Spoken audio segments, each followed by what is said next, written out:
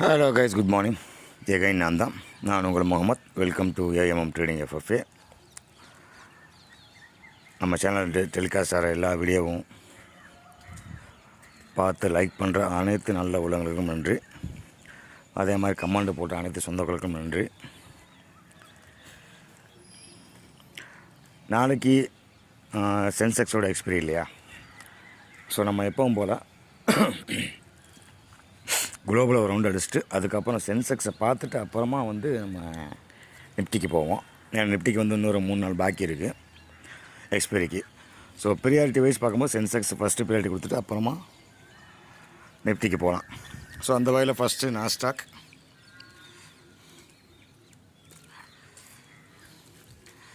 Nasdaq வந்து ஒரு range போனுக்குள்ளே சுற்றிக்கிட்டு இருக்காங்க.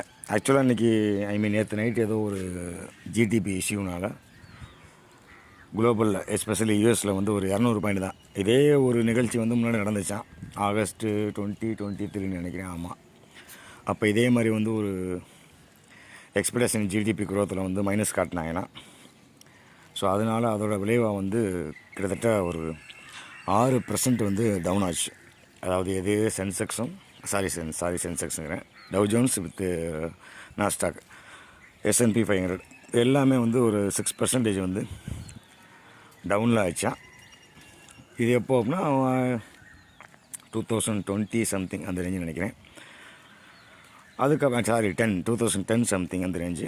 அதுக்கப்புறம் 2023 இதே மாதிரி எஃபெக்டிவ் ஜிடிபியோட அந்த ஒரு கால்குலேஷனில் எக்ஸ்பெக்டேஷன் பண்ணது வேறு, இந்த மாதிரி ஒரு இஷ்யூலாம் சொல்லுவாங்க இல்லையா, அந்த இஷ்யூனாலேயும் வந்து 2023 வந்து இதே மாதிரி விழுந்துச்சு. பட் பெரிய அளவில் வந்து பாதிப்பு கிடையாது. 0.5% மட்டும் தான் வந்து மைனஸ் ஆனாங்க அன்னைக்கு மட்டும். ஃபர்தர் அதுக்கப்புறம் வந்து ரெக்கவரி ஆகிட்டேன்னு வச்சுக்கோங்களேன். ஸோ அந்த வகையில் நேற்றும் அதே இஷ்யூ தான் வந்துச்சு. அதனால தான் வந்து 200 பாயிண்ட் வந்து கேப்டன் வச்சுட்டாங்க ஓப்பனு, நாஸ்டாக்கும் டவ்வும்.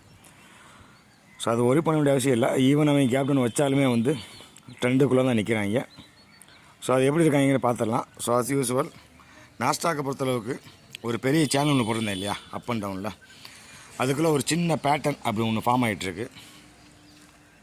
இந்த பேட்டர்ன் வந்துச்சு அப்படின்னா இது வந்து மேல் நோக்கி தான் போகும் அப்படிங்கிறது என்னோடய எக்ஸ்பிரஷனாக இருக்குது. ஸோ அதனால் வந்து இவனுக்கு வந்து நம்ம பாசிட்டிவ் தான் கொடுக்க போகிறோம். அன்டில் இந்த 21,100க்கு கீழே போகாத வரைக்கும் நாஸ்டாக் வந்து பாசிட்டிவ் மொமெண்டம் தான் இருக்கும். அதில் எந்த மாற்றமும் இல்லை. ஓகேவா? ஈவன் அவர் 200 பாயிண்ட்ஸ் வந்து மைனஸ் வச்சாலும் கேப்டன் வச்சாலும் அவன் ரேஞ்ச் வந்து என்னென்னு கேட்டிங்கன்னா 21,100 to 21,000